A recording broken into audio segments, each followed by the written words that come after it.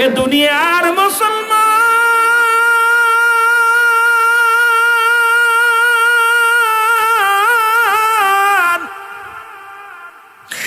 দয়াল নবী ছোট্ট মানুষ, 10 বছরের বালক, ডাক দে বলে, চাচা যান একটা সুযোগ আমার দেন, কাবার মালিক বৃষ্টি দিব।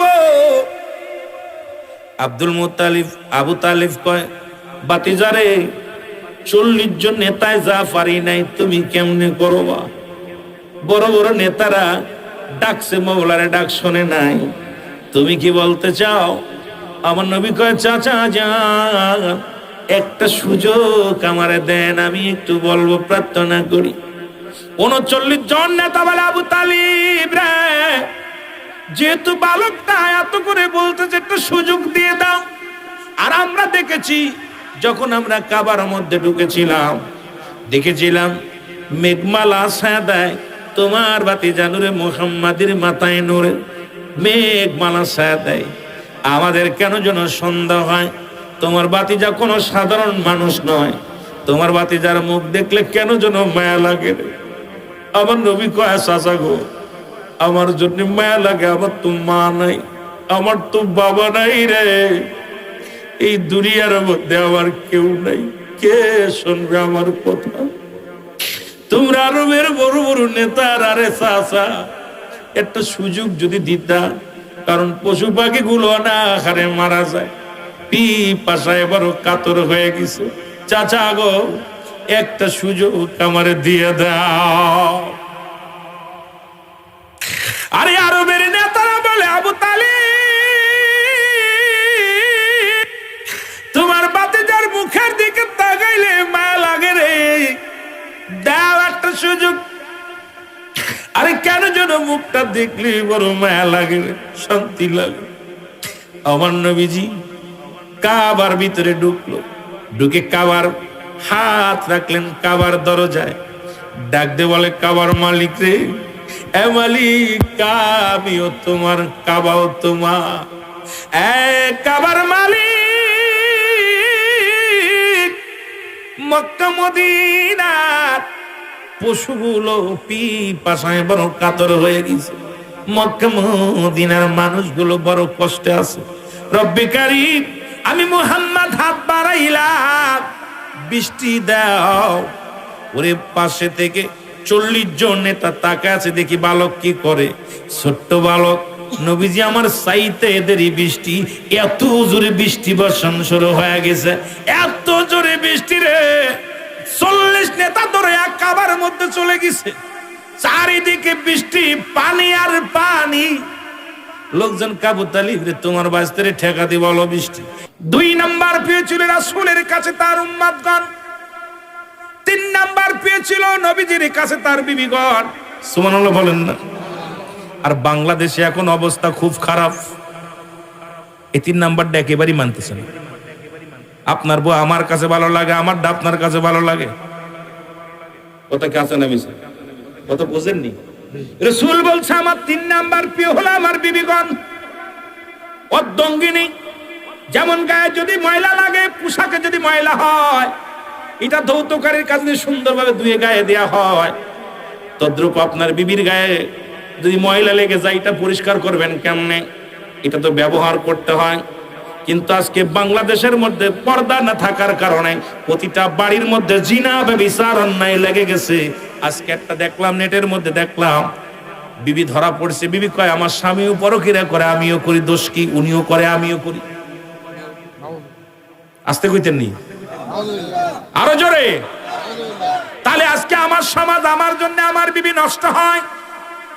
এ মুসলমান, আপনার বিবি কালো হোক, আপনার বিবি ছোট হোক, আপনার বিবি গরিব হোক, রাসূল যেহেতু তার বিবিদেরকে ভালোবাসে, 3 নাম্বার যদি নবীর উম্মত হতে হয়, রাসূলুল্লাহর উম্মত হিসেবে যদি স্বীকৃতি পেতে হয়, অবশ্যই অবশ্যই যেটা বৈধভাবে আপনার বিবি, তাকেই আপনার প্রাণের চাইতে বেশি ভালোবাসা লাগবে।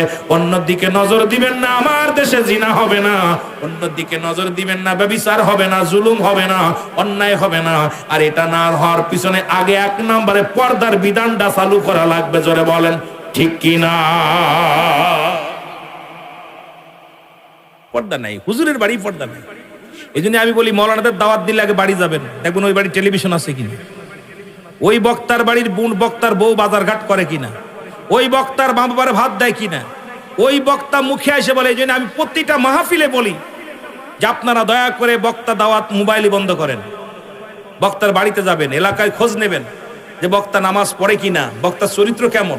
আমাদের সুরদে ওয়াজ করে যাচ্ছি, মানুষকে পাগল বানাইতেছি, কিন্তু এই বক্তার ক্যারেক্টার কেমন আজকে এটা যাচাই বাছাই না করার পিছনে সবাই আমরা সমাজের মধ্যে ভুল পথে আছি। যদিও আপনারা আমার পথে রাগ করতে পারেন, অনেক বক্তা আমাকে বলে হুজুর রুহুল আমিন সাহেব আপনি শুরু করছেন কি শুরু করছেন? হ্যাঁ ভাই, অধিকাংশ বক্তার বউ বেপর্দায় বাজার ঘাট করে, অধিকাংশ বক্তার বউ রাগ করেন না, আবার আমার পরে আবার মাঝে মাঝে ফোন দেয়, তো অধিকাংশ বক্তার বউ টাকা দিচ্ছে বা গাড়ি বা তাদের মন মতো চলতেছে না ভাই। এই জন্য আমাদের কথায় তাসির নাই, কোথায় ওয়াজ করবো, সর্বঙ্গে ব্যথা। এখন আর এই এমন অবস্থা হয়েছে অ্যান্টিবায়োটিক দেওয়ার জায়গা নাই ভাই, সব জায়গা অবস্থা খারাপ, যেদিকে তাকায় সেদিকে বিপদ, যেদিকে তাকায় সেদিকে বিপদ। আর এই বিপদের কারণে এই জাতি সমাজকে আমরা নোংরা পথে নিয়ে গেছি। আজকে এই যে সামনে বসে আছেন কিছু মুরব্বী, দরকার ছিল ইয়ং গুলো, এরা যদি গান হতো আপনাদের মাঝে, এইদিকে এলাকার মধ্যে বেশি গানের পালা ছিল, এই গান যদি হতো এলাকায় মানুষের অভাব হতো না, জোরে বলেন ঠিক কিনা। কিন্তু জান্নাতের বাগান ওগুলো আসে নাই। অথচ রাসূল বলছে যারা যারা দুনিয়ার মধ্যে যারা যুবকগুলো, যুবতী 18 বছর যুবক আর 16 বছরের যুবতী, যুবক বয়সে হবে জান্নাতি, বুড়াগুলো নিবে না জান্নাতে। তাহলে আমাদের জান্নাতে যা যুবক, জান্নাতের বাগানটা আগে ধরার দরকার ছিল, জোরে বলেন ঠিক কিনা। কিন্তু আমাদের নাই, যুবকরা নাই, নাই যুবকরা না থাকার পিছনে যে কারণ একটাই বললাম। একটু মহব্বতে বলেন আমার সাদের জীবন বিফলে গো সোনার জীবন, ও নবীজি আপনাই না পাইলে, বলেন সাদের জীবন বিফলে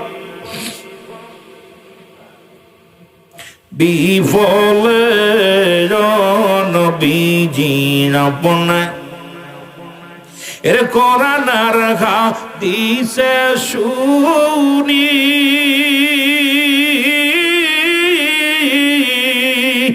গুনাহগারের বন্ধু তুমি, ও আর ওই নামেতে মধু মাখা, ওই নামেতে করছো পাগল আমারে, ও নবীজি আপনা আমার সাদের জীবন বিফলে গো সোনার জীবন বিফল, ও নবীজি আপনা। ওগো জাতম নবী সৃষ্টির পরে,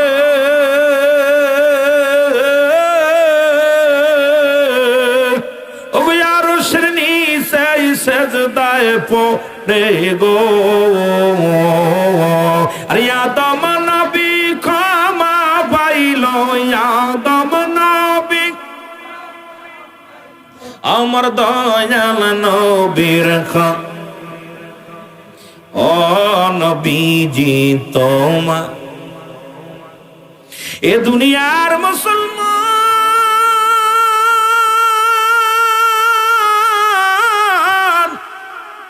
4 নাম্বার রাসূলের কাছে প্রিয় ছিল, আমার নবীর কাছে 4 নাম্বার প্রিয় ছিল সুগন্ধি জিনিস। এই এক একটা বিষয়ের উপর আলোচনা করলে 2 থেকে 3 ঘন্টা করার দরকার, কিন্তু আমি লম্বা আলোচনার মধ্যে নাই। শুধু ঈদে মিলাদুন নবীর মাহফিল বলে রাসূলের ভালোবাসার মধ্যে একটু যাইতেছি রে বাবা। নবীর কাছে 4 নাম্বার পেয়েছিল সুগন্ধি জিনিস, আমাদের কাছে বিড়ি, সিগারেট, গাঁজা, ইয়াবা, ফেনসিডিল, মদ। যদি নবীর কাছে প্রিয় হয় সুগন্ধি জিনিস, আজ থেকে প্রতিজ্ঞা করব জীবনে একটা বিড়ি টান দিব না। নবীর কাছে প্রিয় যদি হয় সুগন্ধি জিনিস, জীবনে মদের পেয়ালা হাতে নিব না। নবীর কাছে যদি সুগন্ধি জিনিস হয়, আজ থেকে জীবনে গাঁজা, ইয়াবা, মদ সেবন করব না। নবীর কাছে যদি সুগন্ধি জিনিস হয়, আজ থেকে সুদের কারবার ঘুষের কারবার করব না। শান্তি কেন আসবে না? নবীর পথে চললে শান্তি আসতেই হবে, কারণ রাসূলুল্লাহ সে সত্যের পয়গম্বর হইয়া পয়গাম নিয়া।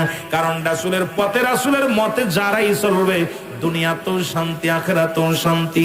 নবী কয় হায়াতি খায়রুল লাকুম, আমার নবী কয় উম্মতিরা রে, আমি নবী দুনিয়া আবার আমার দিলের কান্ডা লাগায় শুনবেন। নবী কয় উম্মতিরা গো,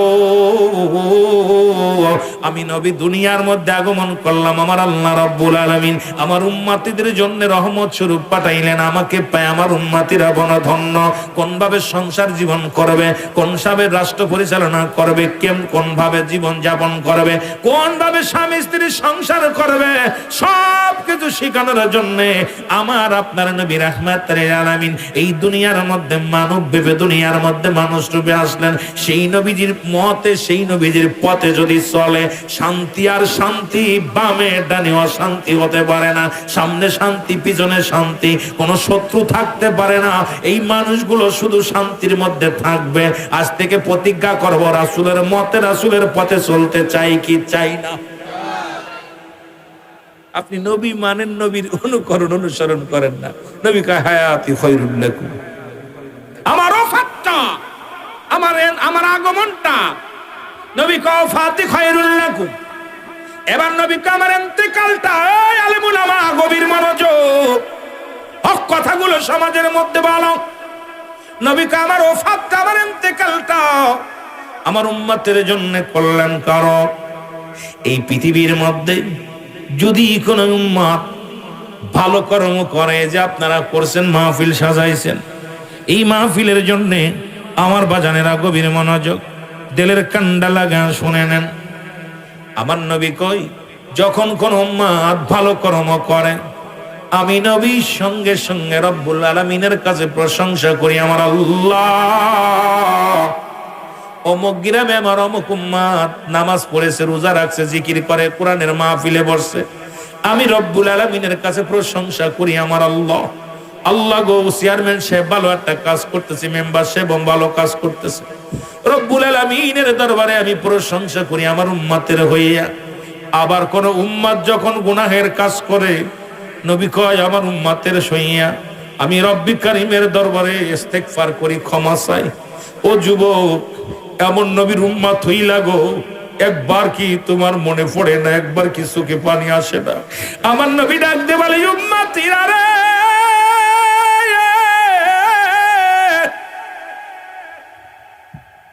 আমার কোন উম্মত যদি গুনাহের কাজ করে, আমি নবী সঙ্গে সঙ্গে আল্লাহর দরবারে ইস্তেগফার করি, ক্ষমা চাই। অন্যায় করে ছেলে মাফ চায়, মুসলমান বাবা মা অন্যায় করে গ্রামের ছেলে মাফ চাই, চেয়ারম্যান মেম্বার যাইয়া, মেম্বার আমাদের চেয়ারম্যান সাহেব কত ক্ষমা চা লাগে। একজন মারামারি বেঁধে গেলে এক গ্রাম থেকে আর এক গ্রামে যাইয়া রাতের অন্ধকারে কয়, বাবারে ওই ছেলেটা দুষ্ট, মারামারি করেছে, আমি তোর কাছে মাফ চাই, হট্টগোল করিস না। চেয়ারম্যান সাহেব মেম্বার সাহেব মাফ চাই গ্রামের ছেলে মেয়েদের বাঁচানোর জন্য। তদ্রূপ এমন একজন নবীর উম্মত হইলাম, আপনাকে আমাকে বাঁচানোর জন্য ইস্তেগফার করে, মাফ চায় আল্লাহর দরবারে। এই নবীর পক্ষে থাকার দরকার আছে কি না? মায়াতি খায়রুল লাকুম। মজার আলোচনা, এই যে আলোচনাগুলো করলে রাত শেষ। আপনাদের কি শোনাবো, এত মজার মজার ওয়াজ রয়েছে। এই ওয়াজগুলো আমার নবীজি বলতেছেন, আমার উম্মতের হয়ে ইস্তেগফার করি, ক্ষমা চাই। চেয়ারম্যানকে জিগেবেন গোপনে কত লাখ যুবককে বাঁচায় আনছে, ওনার কাছে জিগেবেন যে রাতের অন্ধকারে যায়, ভাইজান ছেলেটা আমলিক করে, বিএনপি করে, ভাইজান দুষ্ট আমার বিচার করবা নাই, আপনি দয়া করে মনে কিছু করুন, রাতের অন্ধকারে মিটাইতে হয়েছে, আপনাদের জানতে দেয় নাই। তো যে নবী আপনার আমার জন্য এইরকম ক্ষমা চায় রব্বে কারীমের দরবারে, সেই নবীর মিলাদুন নবী পালন করি আমরা। এটা দ্বারা দেখলাম আজকে ব্রাহ্মণবাড়িয়ার জমিনে একদল স্লোগান দিতেছে, সুন্নিদের চামড়া কেড়ে নিব আমরা। মিলাদুন নবীর মাহফিলে গেলে এমন তাকবীর আমি দেখলাম নেটের মধ্যে, আপনারা যারা যারা অনেকে দেখছেন, বিশাল যে জুলুসের বিরোধিতা করে, মিলাদুন নবীর বিরোধিতা করে চলতেছে। আমি হাসতেছি আর চিন্তা করলাম, আইরে পাগল, আমরা মুসলমান হয়ে মুসলমানের শত্রু, এইটা কেমনে? এইটা যদি হয় আমাদের তো অন্য জাতিরা আমাদের পেয়ে বসবে, জোরে বলেন ঠিক কিনা? এই সুযোগ তো আমরা দিতেছি, আমরা দিতেছি। আমার রাসূল যে কত আদর্শবান, আমার নবী যে কেমন বাইগিনাত, উত্তম ব্যবহার, উত্তম আখলাক, উত্তম চরিত্র, যে গুণাগুণ নিয়েছে, নবীজির গুণে গুণান্বিত হয়ে একটা মানুষ যদি চলে, আল্লাহর কসম সে দুনিয়া থেকে টাটকা ওলি হয়ে যায়, যেটা বলেন ঠিক কিনা? আল্লাহর কামেলের দপ্তরে পৌঁছে যায়। আমার রাসূলের অনুকরণ অনুসরণ করে যদি কোনো ব্যক্তি দুনিয়ার মধ্যে চলতে পারে, আমার বিশ্বাস সে কামেল ওলি হয়ে যাবে, এর মধ্যে কোনো সন্দেহ নেই। কিন্তু আমরা কি অবস্থা, আমরা কি মানি? আমরা কিচ্ছু মানতেছি না। আমার কষ্ট হলো ওখানেই যে আমরা কেমন মুসলমান। আরে মানুষ শুধু বেহুশ দুনিয়ার পিছে, কি জবাব দিবি রে তুই আল্লাহর কাছে? বলেন কি জবাব দিবি রে তুই? একটু জোরে জোরে বলেন। ওরে মানুষ শুধু বেহুশ, ওরে মানুষ দুনিয়ার পিছে, কি জবাব দিবি রে তুই আল্লাহর কাছে? বলেন কি জবাব দিবি রে? সময় পাইলে অনেকখানি না করেলি বন্দেগানি, সে জীবনে কি করিবি বুড়া হইলে? হাইরে সে জীবনে কি করিবি বুড়া হইলে? আসিবে কবরের ডাক, শুইতে হবে চিরকাল। আসিলে কবরের ডাক, শুইতে হবে চিরকাল। আপন জনে সবাই দিবে পর করিয়ে, আপন জনে সবাই দিবে পর করিয়ে। আরে মানুষ শুধু বেহুশ দুনিয়ার পিছে, কি জবাব দিবি রে তুই আল্লাহর কাছে? বলেন কি জবাব দিবি রে তুই? আর একটু জোরে জোরে বলেন কি জবাব দিবি রে তুই? সব তো তুই আজ কি জবাব দিব? বাল্যকাল কেমনে কাটাইলাম, যৌবনকাল কেমনে কাটাইলাম, বৃদ্ধকাল তো প্রস্রাব ধরে রাখতে পারি না, বিপদ না?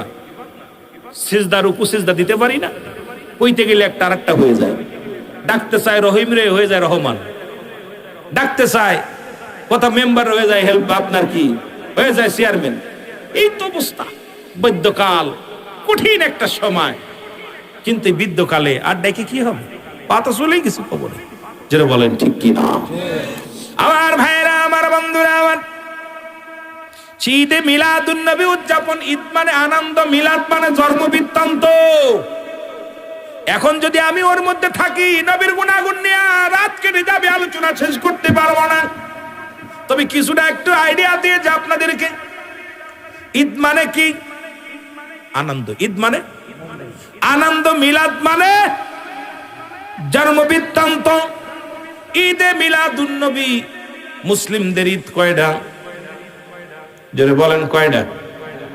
আলাউদ্দিন ভাই কো এনে লেখছেন কেন ঈদে মিলাদুন নবী? এলাকার মানুষ যদি বলে দুইটা ঈদ মানতে পারি না, মুসলিম মিল্লাতের ঈদ হলো 5টা। জোরে বলেন কয়টা? হ্যাঁ জোরে বলেন, আওয়াজ নাই। কয়টা? কয়টা? আরো জোরে বলেন কয়টা? মুসলিম মিল্লাতের কয়টা ঈদ? 5টা ঈদ। তাহলে ঈদে মিলাদুন নবী এটা আবার কোন হালুয়া? আস্তে আস্তে শোনেন, ঈদে মিলাদুন নবী উদযাপনের জন্য দলিল বেশি লাগবে না। ইমাম সাহেব হুজুর যদি থাকেন, ছোট্ট একটা সূরা, সূরা ইখলাস আমার সাথে পড়েন। বিসমিল্লাহির রাহমানির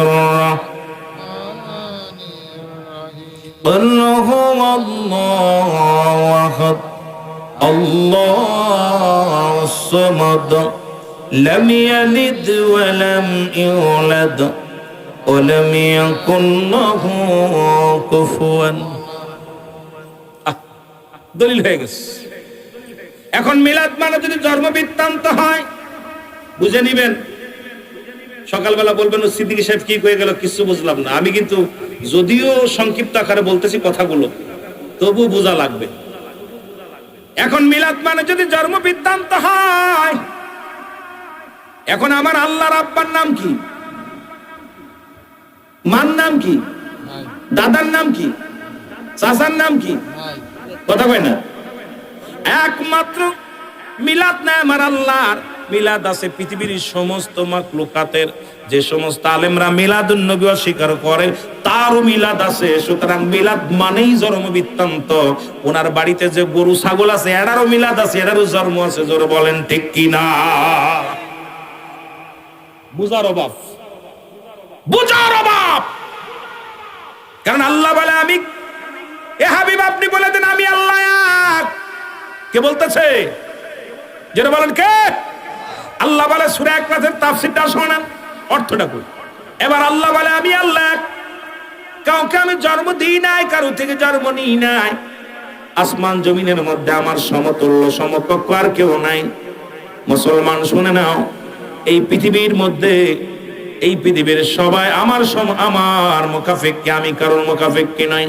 সুতরাং এই পৃথিবীর মধ্যে আমার রাসূলের জন্ম যারা অস্বীকার করে, নবীর আব্বার নাম আব্দুল্লাহ, মার নাম আমেনা, দাদার নাম আব্দুল মুত্তালিব, দাদির নাম ফাতিমা, নানার নাম মুহাফজুরি, নানির নাম বাররা, বংশ হলো কুরাইশ। নবীর চাচা ছিল 9 জন, নবীজির দাদা মুসলমান, ফুফু ছিল 6 জন। মুসলমান শুনে নাও, নবীজির দুধমা ছিল 4 জন। আমাদের জানার অভাব, কিতাব পড়ার অভাব, সংক্ষিপ্ত জিনিস আমরা অনেক সময় ডাকে অনেক ভারী করে ফেলি। এখন মুসলমান শুনে নাও, কারণ রাসূলুল্লাহর বাবা ছিল, মাও ছিল, দাদা ছিল, বংশ ছিল। 570 খ্রিস্টাব্দে দুনিয়ার মধ্যে আগমন করেছে। সোমবারের দিন গত রাত্রে যাইয়া সবে সাদেকের সময় দুনিয়ার আলো ভুবন এই দুনিয়া দেখছে আমার নবীজি। সুতরাং নবীর জন্ম আছে, আল্লাহর জন্ম নাই। একমাত্র মিলাদ নাই আমার আল্লাহর, মিলাদ আছে সমস্ত মাখলুকাতের। জোরে বলেন না মারহাবা। পাইছেন কথা? বুঝতে পারছি কথা কন না কেন? মিলাদ আছে, মিলাদ আপনারও আছে। এখন মিলাদ নিয়ে যারা বাড়াবাড়ি করে, মিলাদ নাই কার? আসতে না জোরে কইবেন, নাই কার? আল্লাহর মিলাদ আছে কার? স্রষ্টার মিলাদ নাই, সৃষ্টির মিলাদ আছে। আমার বাবার এখন হলো ঈদ। ঈদ হলো মুসলমানদের 5টা ঈদ। 1 নাম্বার ঈদের নাম হলো ঈদে মিলাদুন নবী সাল্লাল্লাহু আলাইহি ওয়াসাল্লাম। সুবহানাল্লাহ বলেন। 2 নাম্বার ঈদের নাম হলো ঈদুল ফিতর। 3 নাম্বার ঈদের নাম হলো ঈদুল আযহা। 4 নাম্বার ঈদের নাম হলো ইয়াউমুল জুম্মা। 5 নাম্বার ঈদের নাম হলো আরাফাতের ময়দান। যে মৌলবী ফতোয়া দেয় ঈদে মিলাদুন নবী জায়েজ নয়, এই মৌলবী মেম্বারে বইয়া কয় আজকে ঈদের দিন, গরিবের হজের সমতুল্য দিন। ওরে মৌলবীর ধরে মাথায় মারতে হবে একটা বাড়ি। হুজুর মিলাদুন নবী মানিস না, তাই ঈদুল মিলাদে ঈদে মুসলমান ইয়াউমুল জুম্মা, এইটা আবার কেমনে ঈদ হয় তার জিগাইতে হবে। জোরে জোরে বলেন ঠিক কি না? কয়টা ঈদ পাইছেন? পাইছেন? আইরে বাবা, ডায়াসে বইয়া কয় আজকে আপনাদের কপাল যে আগে আছে সে একটা উটের সব পাইছে, পাশে আইছে হরিণের সব পাইছে, আর আজকের দিন হলো গরিবের হজের সমতুল্য দিন। ভাই কি কয় না? কথা কয় না? হুজুরে জিগাইবেন, হুজুর গো কিতা হইতে রে বা? এটা যে কইলেন ইয়াউমুল জুম্মা, মুসলিম মিল্লাত গোটা পৃথিবীর মধ্যে সর্বোত্তম সবচেয়ে বড় ঈদের নাম হলো ঈদে মিলাদুন নবী সাল্লাল্লাহু আলাইহি ওয়াসাল্লাম। জোরে বলেন মারহাবা। এখন এইটা না মানার পিছনে যুক্তি আছে। রাগ করবেন নি? রাগ করবেন? ওলামায়ে ইকরাম অনেক সময় রাগ করে। না মানার পিছে ঈদুল ফিতরে পাওয়া যায় যাকাত ফিতরার টাকা। চেয়ারম্যানের কাছে গেলেই শাড়ি পাওয়া যায়, টাকা পাওয়া যায়। 10,000 5,000 এতিমখানা মাদ্রাসা দিছে হুজুর, কিছু দিতেন, হুজুর যাকাত ফিতরার মাসে টাকাটা দিয়ে দিলেন, এটা পাওয়া যায়। আর ঈদুল আযহায় পাওয়া যায় গরুর চামড়া, ছাগলের চামড়া, মেশির চামড়া। আগেতে দেখছেন না আপনারা, বড় বড় সাইনবোর্ড লাগাই দিছে আপনার পবিত্র ঈদুল আযহার চামড়াটা আমাদের লিল্লাহ বোর্ডিং, মিল্লাহ এতিমখানা লিল্লাহ বোর্ডিং এ দান করেন। পাইছেন না বাবা? এখন দেয় না, কারণ আমি বিগত যারা আছে এখন যারা আছে ধন্যবাদ জানাই, তাদের চামড়া গরুর চামড়া কেনে না, ছাগলের চামড়া চেনে না। যেটা বলে ঠিক কিনা? একটা পোস্টার ছাপাইতে হয় 10 টাকা খরচ, ছাগলের চামড়া মাত্র 10 টাকা। ও বেচবে কে আর নেবে কে, ভাড়া দেবে কে? এখন চামড়া ব্যবসায়ীরা বন্ধ হয়েছে। এই চামড়া ব্যবসায়ীদের কাছে ঈদ হলো 2টা। তারা ঈদে মিলাদুন নবী মানে না, কারণ তারা ঈদে কোনো লাভ হয় না, ঈদে তাদের লস হয়। আর আমরা যারা সুন্নি, আমরা এই পকেটের টাকা খরচ করে ঈদে মিলাদুন নবী উদযাপন করি। যেটা বলেন ঠিক কিনা? কথা কি বোঝেন? ক্লিয়ার? ক্লিয়ার করে নেবেন, কথা বুঝেননি? ক্লিয়ার করে আমাদেরকে এইগুলো প্রতিটা বক্তার দরকার, এইভাবে পার্ট টু পার্ট ছোট্ট করে হলো বুঝায় যদি দিতে পারি। কারণ আমরা ওই যে বললাম যে আমরা তো সুবিধাবাদী। এক হলো ঘড়ি দেখি, 1.5 ঘন্টা 1 ঘন্টা হয়ে গেলে আলহামদুলিল্লাহ। 2 হলো যদিও মাসলা মাসাইল নিয়ে আলোচনা করলে শ্রোতা শুনতেও চায় না বেশি। এরা শ্রোতাও আছে, শ্রোতা চিন্তা করে বক্তা, শ্রোতা কমিটি শোনে সুর, বক্তা শোনে টাকা, এই হয়েছে অবস্থা। জোরে বলেন ঠিক কিনা? শ্রোতা সোজে সুর, কমিটি শোনে ভাইরাল। কোন বক্তা ভাইরাল? এই ভাইরাল বক্তা খুঁজতে খুঁজতে কমিটি শেষ। আর শ্রোতা সরে কোন বক্তা সুর ভালো আছে, আর বক্তায় খালি টাকা চেনে, কত টাকা উঠবে হাদিয়া। জোরে বলেন ঠিক কিনা? এই 3টা জিনিস এখন অবস্থা খুব খারাপ। আমি রুহুল আমিন সিদ্দিকী যেইটু ভাই 1,80,000 পারতাম না যাইতে, অবস্থা খুব খারাপ। হাই হাই, মন তো চাই 2টা কথা শুনতে, এখন 1 লাখ দিব কেমনে? কথা কর না কেন? রাগ করেননি? করেন রাগ। অথচ 1 লক্ষ টাকা নিয়ে যদি একটা মাদ্রাসা করতো, একটা জেলার মধ্যে যদি 5টা মাদ্রাসা করতো, দিনে এলেম চর্চাই হতো ভাই। কথা কয় না কেন? এই 1 লাখ 1.5 লাখ টাকা নিয়ে যদি 5টা মাদ্রাসা করতো, এই মাদ্রাসার খাদেম হাজার হাজার কোরআনের তালিম হতো। কিন্তু আমরা করতেছি বাড়ি গাড়ি বিশাল। এই জন্যই বলি বক্তার বাড়ি যেতে হবে। বিশাল বাড়ি করেছি, বিশাল গাড়ি, ভিআইপি গাড়ি, কিন্তু ইসলামের জন্য কি করেছি? রব্বুল আলামিনের কাছে ধরা পড়তে হবে। এই জন্য ওরে মানুষ শুধু বেহুশ দুনিয়ার পিছে, কি জবাব দিবি রে তুই আল্লাহর কাছে? বলেন কি জবাব দিবি রে তুই? আরো জোরে বলেন কি জবাব দিবি রে তুই? কুল্লু মান আলাইহা, সব শেষ করে দিবে কে? কথা কয় না? আমার আব্বার কথা কইতেছি, কোরআন হাদিসকে আমার আব্বার জন্য স্পেশাল হইছে। আল্লাহ বলেন বান্দারে, এই দুনিয়ার মধ্যে যা কিছু আছে সব আমি চূর্ণ বিচূর্ণ করে দিব। বাবা কে কষ্ট পেন না, কথা বুঝাইতে গেলে হয়তো অনেকের গায়ে পড়বে, মনে কিছু করবেন না। কথা বুঝেননি? ওই 2জন ওয়াজ করতে, ইমাম সাহেব ওয়াজ করছে, ইয়াকা না'বুদু ওয়া ইয়াকা নাস্তাইন, পিছনে কানা নামাজ পড়তেছে। কথা বুঝেন? ওর মেজাজ খারাপ হয়েছে। কথা বুঝেননি? এখন কানা কয়, তুই আমার নামে সূরা পড়লি কেন? ইমাম সাহেব করছে, তা কি বলবো? কয় আমার পাশে যে বুবা রয়েছে, কয় বুবা ইয়াবুদু। কথা বুঝেননি?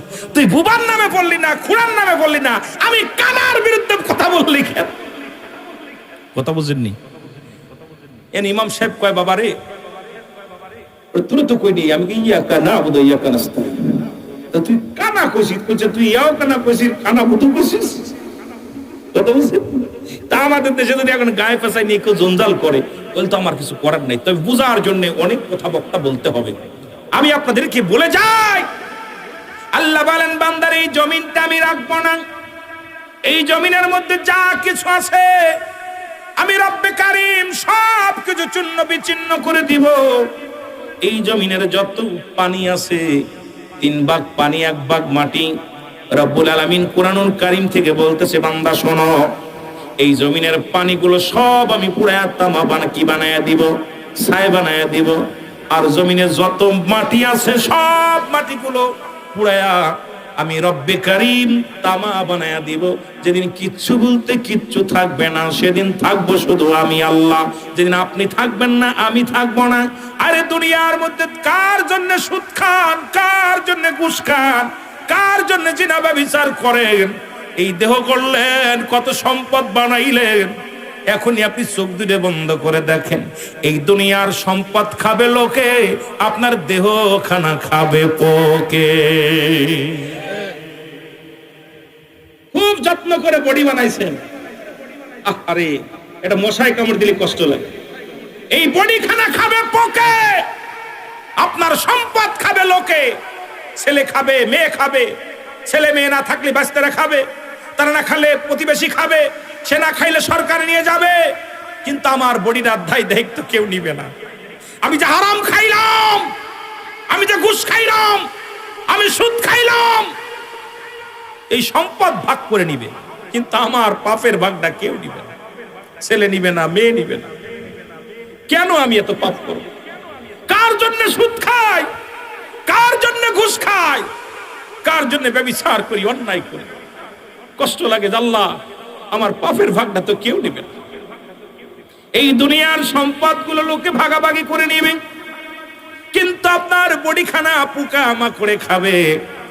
বাবারে আমার, এই ব্রাহ্মণ বিবাড়িয়ার জমিনে একজন আল্লাহর আশিকের পাগল, এই পাগলের কদিন আগে ওই হবিগঞ্জের জমিনে 1 বছর পরে একজন আল্লাহর ওলি দেহখানা উঠাইছে।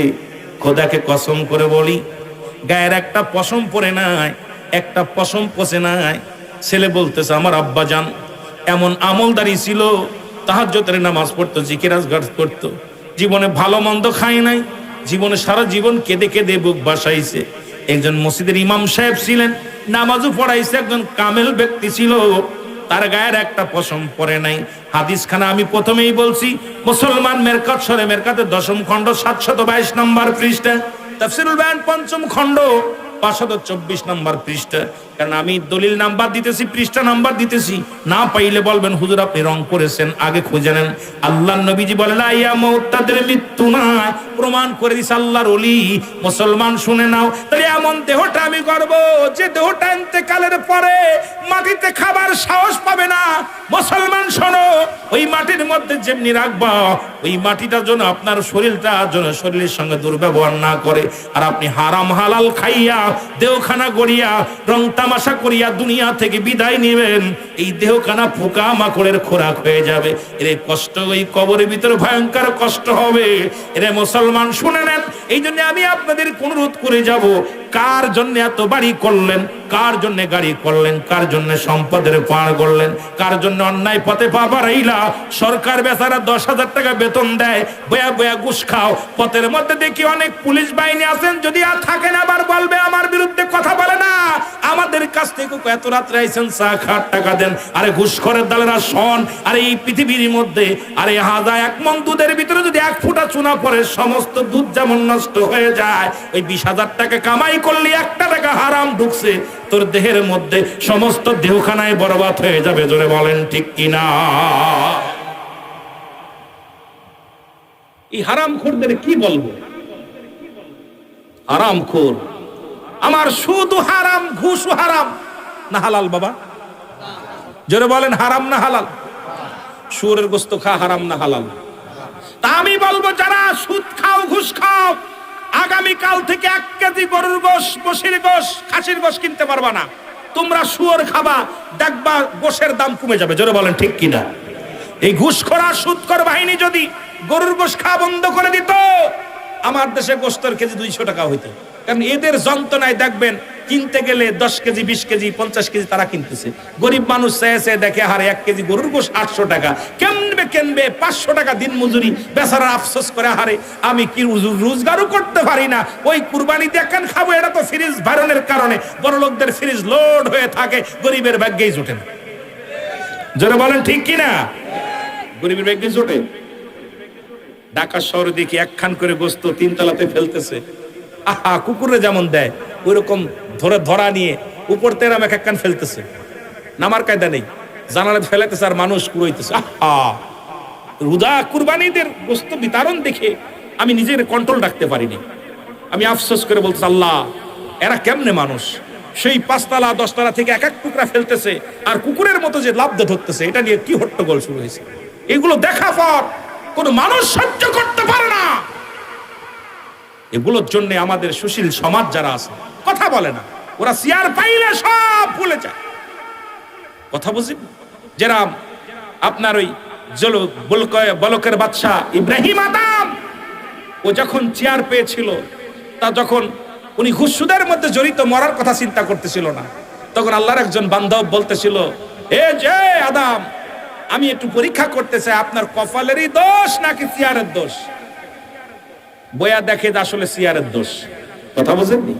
যেইটা আমাদের স্বভাব চরিত্র পরিবর্তন হয় না, এগুলো আমাদের পরিবর্তন করার দরকার আছে কিনা? জোরে বলেন, আছে কিনা? একটু মহব্বতের সঙ্গে দুরূদ শরীফ পড়েন, আল্লাহুম্মা। কয়টা পর্যন্ত চালাবেন?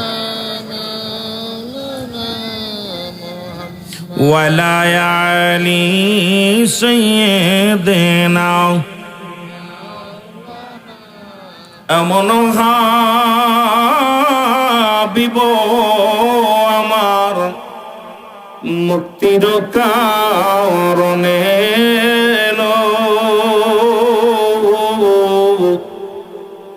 উফাতের পরেও নবীজি পাপী উম্মতিরে না ভুলিল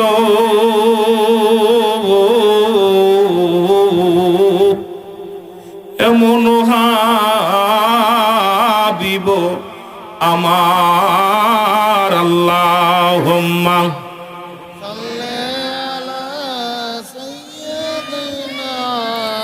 মাওলানা মুহাম্মাদ আলা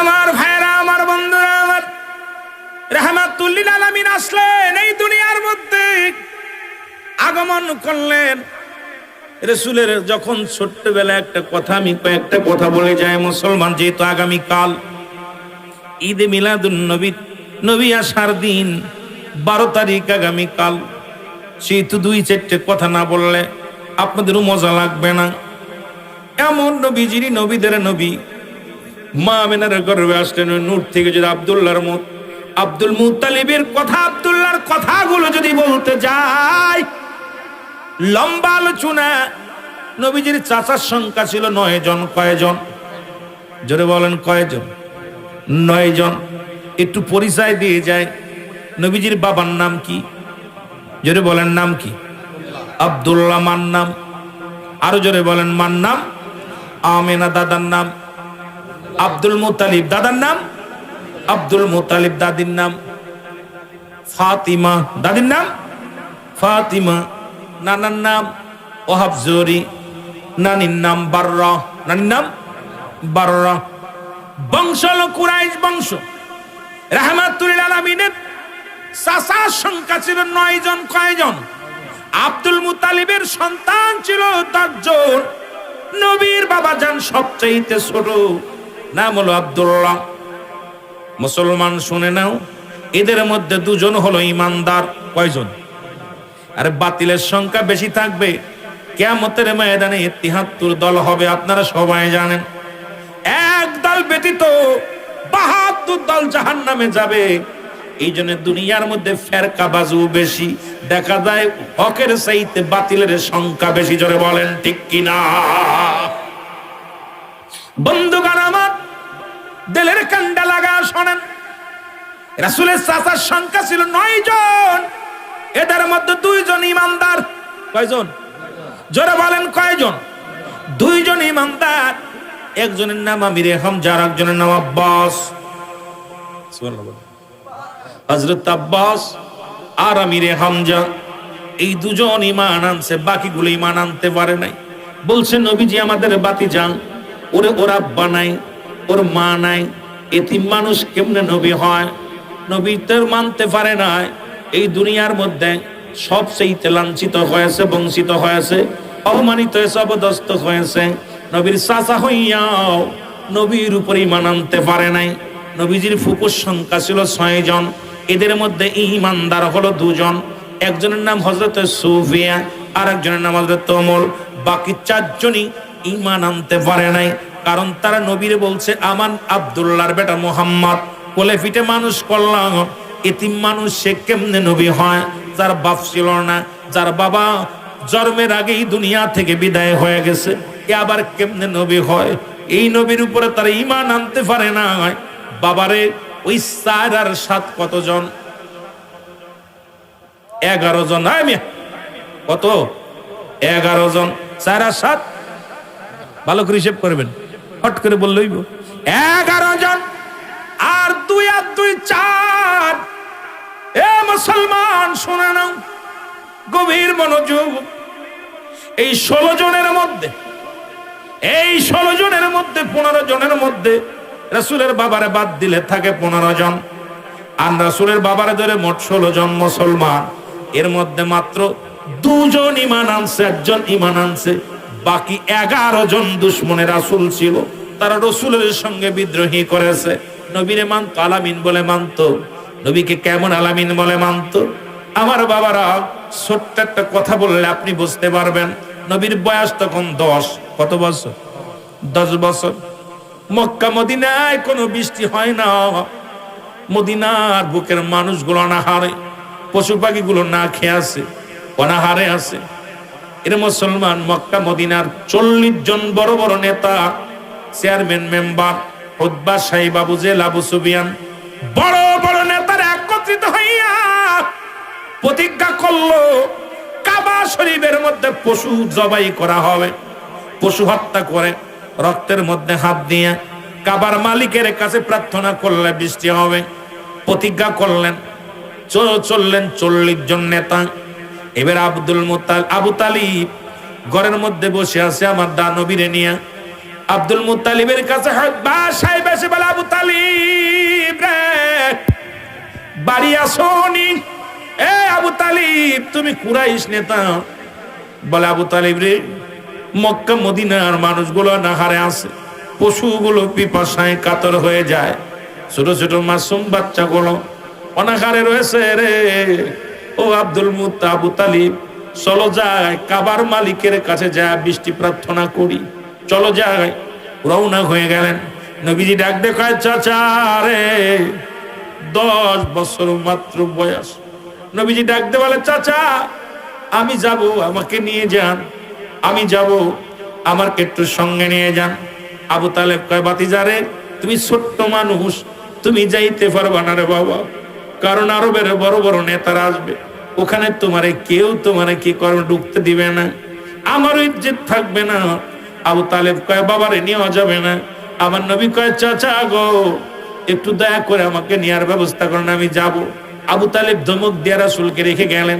আমার নবী পিছে রওনা দিছে। জোরে জোরে বলেন মারহাবা। আমার ভাইরা, আমার বন্ধুরা, আবু তালেব যখন রওনা দিছে রে,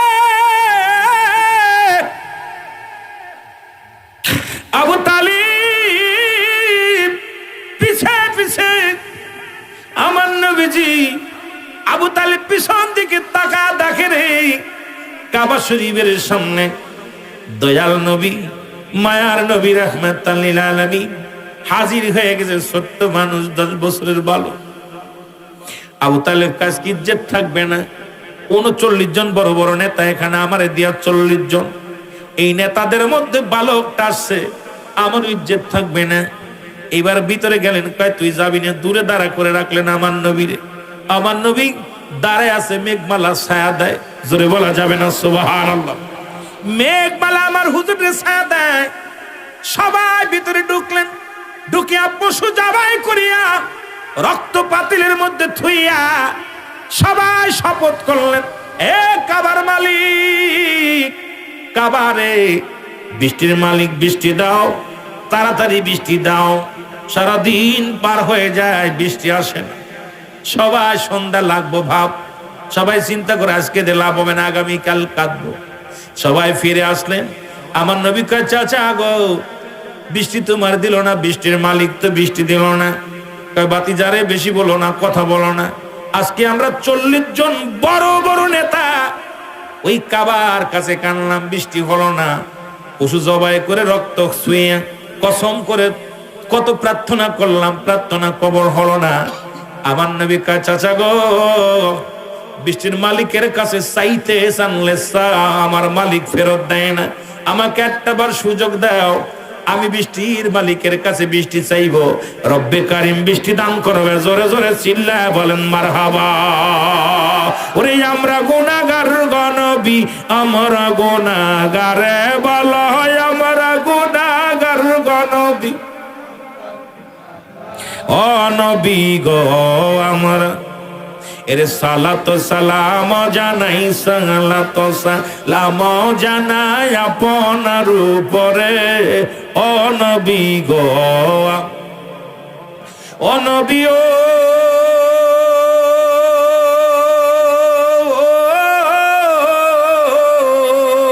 ওরে আপনি তো আল্লাহর প্রিয় এই জগতের পরে আপনার দুরুদ পড়ে, আপনার দুরুদ পড়ে স্বয়ং আল্লাহ যে। ও নবী গো আমরা গুনাহগারে বলো, আমরা গুনাহগার গো নবী, আমরা গুনাহগারে বলো। ও নবী আমরা গুনাহগারে, ও নবী গো, ও নবী ও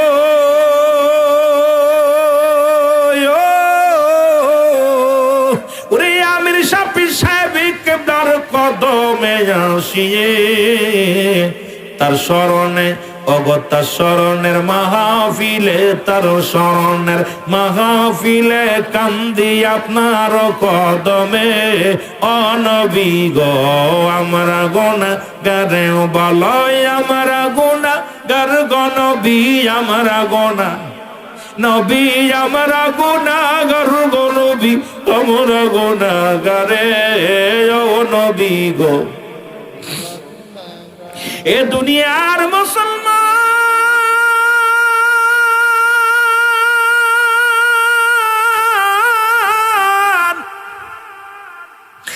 দয়াল নবী ছোট্ট মানুষ, 10 বছরের বালক ডাক দে বলে, চাচা যান একটা সুযোগ আমার দেন, কাবার মালিক বৃষ্টি দিব।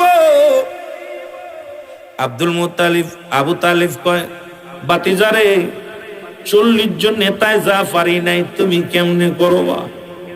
বড় বড় নেতারা ডাকছে, মওলারে ডাক শোনে নাই, তুমি কি বলতে চাও? আমার নবী কয়, চাচা যান একটা সুযোগ আমারে দেন, আমি একটু বলবো, প্রার্থনা করি। 39 জন নেতা বলে, আবু তালিব রে যেহেতু বালকটা এত করে বলতেছে একটা সুযোগ দিয়ে দাও। আর আমরা দেখেছি যখন আমরা কাবার মধ্যে ঢুকেছিলাম, দেখেছিলাম মেঘমালা ছায়া দেয় তোমার ভাতিজা নূরে মুহাম্মাদের মাথায়, নূরে মেঘমালা ছায়া দেয়। আমাদের কেন যেন সন্দেহ হয় তোমার ভাতিজা কোনো সাধারণ মানুষ নয়, তোমার ভাতিজার মুখ দেখলে কেন যেন মায়া লাগে। আমার নবী কয়, চাচা গো আমার জন্য মায়া লাগে, আমার তো মা নাই, আমার তো বাবা নাই রে, এই দুনিয়ার মধ্যে আমার কেউ নাই, কে শুনবে আমার কথা? তোমরা আরবের বড় বড় নেতার, আরে চাচা একটা সুযোগ যদি দিতা, কারণ পশু পাখি গুলো না হারে মারা যায়, পিপাসায় বড় কাতর হয়ে গেছে, চাচা গো একটা সুযোগ আমারে দিয়ে দাও। আরে আরবের নেতারা বলে, আবু তালিব তোমার ভাতিজার মুখের দিকে তাকাইলে মায়া লাগে রে, দাও একটা সুযোগ। আরে কেন যেন মুখটা দেখলে বড় মায়া লাগে, শান্তি লাগে। আমার নবীজি কাবার ভিতরে ঢুকলো, ঢুকে কাবার হাত রাখলেন কাবার দরজায়, ডাক দে বলে, কাবার মালিক রে, এ মালিক আমিও তোমার, কাবাও তোমার, এ কাবার মালিক। মক্কা মদিনার পশুগুলো পিপাসায় বড় কাতর হয়ে গেছে, মক্কা মদিনার মানুষগুলো বড় কষ্টে আছে। রব্বে কারীম আমি মুহাম্মদ হাত বাড়াইলাম, বৃষ্টি দাও। ওরে পাশে থেকে 40 জন নেতা তাকে আছে, দেখি বালক কি করে, ছোট্ট বালক, নবীজি আমার চাইতে এদেরই বৃষ্টি, এত জোরে বৃষ্টি বর্ষণ শুরু হয়ে গেছে, এত জোরে বৃষ্টি রে 40 নেতা ধরে এক কাবার মধ্যে চলে গেছে, চারিদিকে বৃষ্টি, পানি আর পানি। লোকজন আবু তালিব রে তোমার বাস্তারে ঠেকা দি বলো বৃষ্টি, এইরকম যদি বৃষ্টি নামে গো মক্কা মদিনা তলিয়ে যাবে, মানুষগুলো ডুবে মারা যাবে। আমার নবী কাবাতে যারে আর দেরি করিস না, বৃষ্টি ঠেকা। আমার নবীজি কাবার মধ্যে হাত দেখায়, কাবার মালিক আর বৃষ্টির প্রয়োজন নাই, থেমে দাও, থামাই দাও। সঙ্গে সঙ্গে বৃষ্টি থেমে গেছে, জোরে জোরে চিল্লায় বলা যাবে না মারহাবা। এ মুসলমান সঙ্গে সঙ্গে একজন নাই, দুজন নাই রে, 30 জন নেতা, 30 জন নেতা এ মুহাম্মদ, আর একটা মিনিট আমরা মুসলিম থাকতে চাই না। তোমার চাচা আবু তালেবের কথা আর শুনতে চাই না। আজ থেকে আমাদের নেতা তুমি। তোমার কাছে শপথ করলাম, আমাদেরকে তওবা পড়ায়া দাও। আমার নবীজি ওই 10 বছর বয়সে আরবের কুখ্যাত বিখ্যাত মুসলমান, একজন নয় দুজন নয়, 30 জন নাফরমান, 30 জন মুসলিমকে কালেমার মালা পড়ায়া মুসলমান বানায় দিতে। জোরে বলেন মারহাবা। আর একটু জোরে জোরে চিল্লায় বলেন মারহাবা। ও নবী রাখালি আরবে কঠিন মরুর দেশে মেসরাইতেন বনে জঙ্গলায় গো নবীজি কোন সাধনে পাইব আপনাই, বলেন কোন সাধনে পাইব আপনাই গো নবীজি কোন সাধন। অনবী কঠিন মরুর দেশে আইলা রাখালি আর বেশে। আমার দেশের হুজুররা কয় নবী রাখাল ছিল, কাউ বয় এই বোকা কার কথা বলিস বেশ আর রাখাল বুঝো না, এইটা বুঝো না, বড় ডিগ্রি নিছো। নবীজি রাখালি আর ভেসে গেছে কালেমার দাওয়াতে। সুবহানাল্লাহ বলেন না। মিসরাইত বনে জঙ্গলায় গো আপনাকে দেখিবার মনে। এর বনের যত পশুগণ ভক্তি করে নবীর দুসরণ। মেঘমালা মোর ছায়া দিত গায় গো নবীজি কোন সদনে পাইব আপনায়, বলেন কোন সদনে পাইব আপনায় গো নবীজি কোন। অনবীর এই সমস্ত মজেজা দেখা বিবি খাদিজা জীবন জৈবন সফিল তার আয় গো নবীজি কোন সাধনে। অনেক লম্বা আলোচনা আজকের আলোচনা, এত লম্বা আলোচনা যে নবীজির আগমনে আলাম মিয়াজিদ কেতি ইমান ফা, এই এক আয়াতের আলোচনা দরকার ছিল আজকে। আমরা ওদিকে যেতে পারিনি। আমি কোন দিকে যাবো এরকম 4-5টা রাত আপনাদেরকে নিয়ে বসলে কিছুটা দিতে পারবো। তবে আমি এত বড় লম্বা টানিনা আলোচনা, আমার আলোচনা হলো বোঝানোর জন্য। এই মাথায় যে এই পাশটা ঘুরে এসে যদি বলে এই যে মাথাটা দরকার নেই, ডাইরেক্ট অ্যাকশন, যেটা বলেন ঠিক কিনা, বডি জানতে হবে। এই জন্য অ্যারিস্টটল সোক্রেটিস লেখাপড়া করে বলে নো দাই সেল, নিজেকে নিজে চিনতে হবে। মানে রাফাল নফস, নিজের নফসকে চিনতে হবে। কলবে সালিম, আত্মাটাকে প্রসিদ্ধ করতে হবে। এই জন্য কামেল পীরের দপ্তরে আমরা আসি সিনায় সিনা জ্ঞান অর্জন করার জন্য, শরিয়াত তরিকত হাকিকত মারিফাত। এই জন্য আমাদের কামেলে মুকাম্মেলের দরবারে যায়। আল্লাহ আমাদেরকে আল্লাহর ওলির দপ্তরে যাবেন বেশি বেশি করে। আর যেহেতু বাংলাদেশটা ওলি আল্লাহদের দেশ, তাদেরকে সম্মান করবেন। যদিও না মানেন আপনার ব্যাপার, আমি বলবো না দয়া করে মাজার ভাঙতে যায়েন না, ভাঙ্গা ভাঙ্গি বাদ দিয়া দয়া করে হট্টগোল করেন না, ভাইয়ে ভাইয়ে ভাই রক্তাক্ত করুন না। আপনার কাছে অনুরোধ করবো, মাজারালা দিচ্ছেন আপনাকে, দেশে আল্লাহ, মাজারালা দিব না। কোন পীরের ক্ষমতা নাই, পীর দিচ্ছে না, দেশে আল্লাহ। পীরের ওসিলা, আপনি ওসিলা মানেন না, আপনি ওসিলা না মানলে আপনি জন্ম নিলেন কেমন? আপনার মা বাবা দুজনের ওসিলা লাগছে, মাধ্যম লাগছে, যেটা বলেন ঠিক কিনা? ওসিলা মানেই মাধ্যম, ওসিলা মানেন না আপনি কেমন হুজুর? যেটা আরে পীরের কাছে যায় 6 শ্রেণী মানুষের মাধ্যম দিয়ে দোয়া আসা জায়েজ, একবার বাংলায় বলে যে নবীগণ, অলিগণ, গাউসগণ, কুতুবগণ, আলেমগণ, উলামাগণ। অথচ ইমাম সাহেবের কাছে যায় হুজুর একটু দোয়া করেন, আমার মা অসুস্থ। হুজুর কি দেবে তোরে? যদি পীর সাহেব দিতে না পারে ইমাম সাহেব দেবে কেমনে? কথা কন না কেন? ইমাম সাহেব দিব? আমার ধারণা ইমাম সাহেব কামেল মানুষ, হাফেজ মানুষ, দোয়া করলে আল্লাহ কবুল করবে। ইমাম আমাদের চেয়ারম্যান সাহেব হুজুরের দোয়া করেন আমার মার জন্য, বাবার জন্য। আরে উনিও জানে উনি কি দিবে, উনি আল্লাহর কাছে চাইলে আমার ধারণা যে আমি চেয়ারম্যান, আমি মেম্বার, আমি মাতবার, আমার ইমাম সাহেব ভালো ব্যক্তি, নামাজি ব্যক্তি, আল্লাহ ওয়ালা ব্যক্তি, দোয়া করলে আল্লাহ কবুল করবে। জোরে বলে ঠিক কিনা? এই মানে বলে না, এই আকীদাই তো বলতেছি। কিন্তু সে কি দিচ্ছে? পীরে দিচ্ছে, পীর কয় পীর কোরআনে নাই। আর থাকবে কেন কোরআনে? কোরআনে 30 পারার মধ্যে কোথাও পীর নাই। পীর হলো ফার্সি ভাষা। পীর কি? ফার্সি ভাষা। আরবিতে বলে মুর্শিদ, ইংলিশে বলে গার্জিয়ান, বাংলায় বলে অভিভাবক।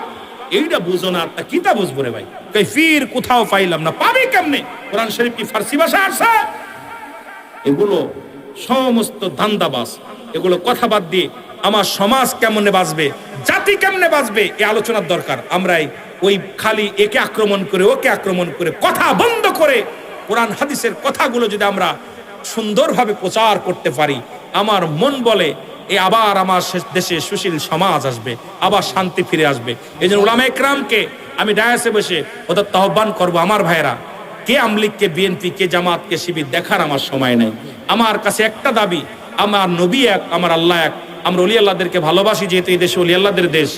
এই আমরা নিয়ে 5 ওয়াক্ত সালাত আদায় করব। সমস্ত ইবাদত বন্দেগী পূর্ব শর্ত হলো কবুল হওয়ার হালাল খাদ্য। আমরা হালাল খাদ্য খাইব, বড়দেরকে সম্মান করব, ছোটদেরকে ভালোবাসবো। আমাদের সমকুঠি যারা, তাদেরকে জ্ঞানী মনে করব। দেখবেন আমার সমাজ, আমার জাতি, আমার গ্রাম, আমার ওয়ার্ড, আমার বাড়ি সব কন্ট্রোলে চলে আসবে। আমি অনুরোধ করব সকলকে, আলেম ওলামাদেরকেও বলবো, আপনাদেরকেও বলি যে আমরা যে আলোচনার মধ্যে যে সমস্ত